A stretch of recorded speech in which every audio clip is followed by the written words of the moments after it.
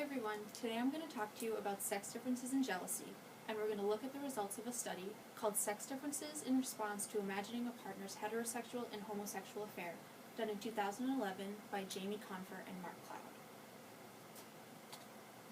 So I know you've all read in the textbook a little bit about jealousy, but I wanted to give you some more background information so that you're able to better understand the results of the study.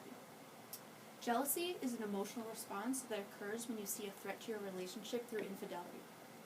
So there are two types of jealousy. There is sexual jealousy and emotional jealousy. Sexual jealousy occurs when your partner has committed sexual infidelity and has a sexual relationship with someone else.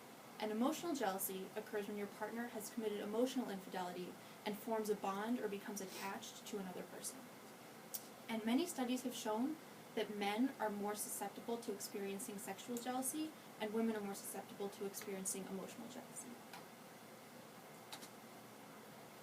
This is because there are some adaptive problems that have occurred for humans throughout evolutionary history. The first is Trigger's theory of parental investment. And he said that parents have a minimum obligatory parental investment for their offspring. Now this is a problem for women because they have to go through gestation and lactation. So they have a very, very high minimum obligatory parental investment. Therefore, the risk is really high for the cost of abandonment. Males have a different problem.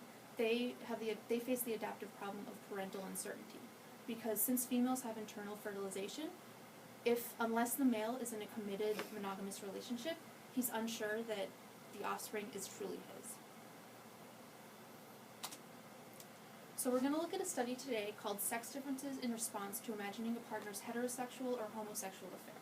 And so what this study did is it took males and females and it took results for their behavioral response to whether, in regard to whether their partner had a homosexual or heterosexual affair. So the hypothesis for this study was that men would be less likely to continue a relationship if their partner had a heterosexual affair, and women would be likely to terminate a relationship regardless of affair type.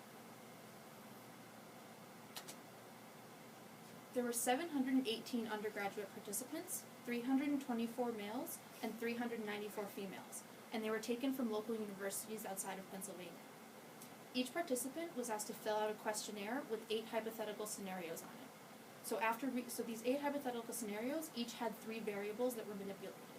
They were infidelity type, so either heterosexual or homosexual infidelity, the number of affair partners, either 1 or 2, and the number of instances that this affair occurred, which again was either 1 or 2. And participants were required to score from 1 to 11, 1 being 0% and 11 being 100%, how likely they would be to continue a relationship after reading each of these 8 scenarios.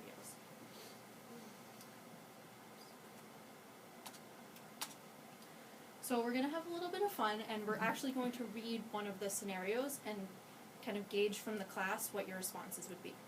So imagine that you're actually participating in the study and you're reading one of these scenarios. So I apologize that this pertains to men, but ladies, you're welcome to flip the gender so that it pertains to you too, if you'd like to.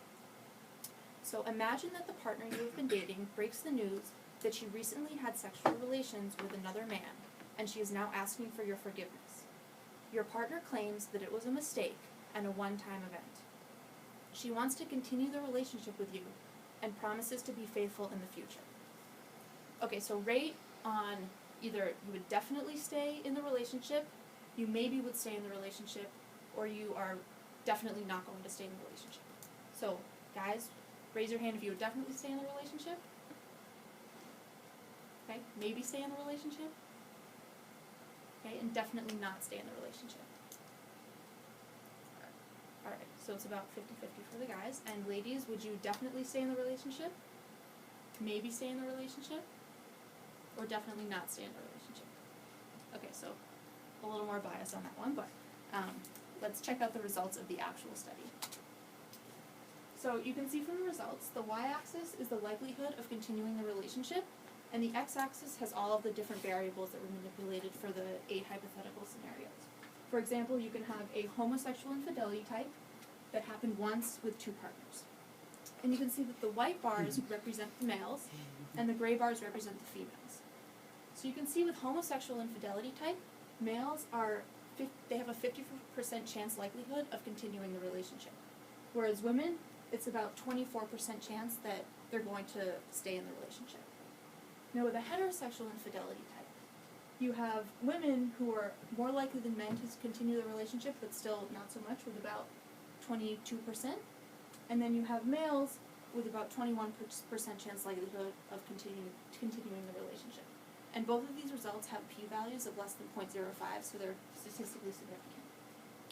So from these results, we can see that if a male's partner has an affair with another woman, so if his girlfriend or wife has an affair with another man, or with another woman, he is pretty likely to continue the relationship, about a 50% chance. Whereas if his partner has an affair with another man, he's not likely at all to continue he's a lot less likely to continue the relationship. Whereas women, with both instances of infidelity, are not very likely to continue the relationship. So this can be explained using evolutionary history and relating back to the adaptive problems, that men, because there's no threat, if their girlfriend has another girlfriend, there's no threat to paternity uncertainty, whereas women, if, regardless of whether or not their husband or boyfriend has another male partner or a female partner, there's still that risk of abandonment for them. So after the participants were asked to fill out their decisions based for the hypothetical scenarios, they were asked about their own actual infidelity situations. So about 70% of the participants reported that they had been cheated on before. They were asked to fill out a separate questionnaire that asked what type of infidelity it was, again, homosexual or heterosexual, the number of affair partners there were, and the number of times it happened. And they were also asked to say whether or not they continued the relationship. So the cool thing about this is that these actual results mirrored those of the hypothetical situations. So it was pretty much accurate. There was about a 1% chance difference between the two. So in conclusion from these results, we can see that men are more sensitive to sexual infidelity, and women are sensitive to both sexual and emotional infidelity. So I hope that you've learned a little bit about the sex differences in jealousy, and that from the results of sex differences in imagining a partner's heterosexual and homosexual affair by Conford and Cloud, you're able to see the differences in behavioral responses that men and women have, and understand the evolutionary background and which adaptive problems may have contributed to these decisions. Thank you.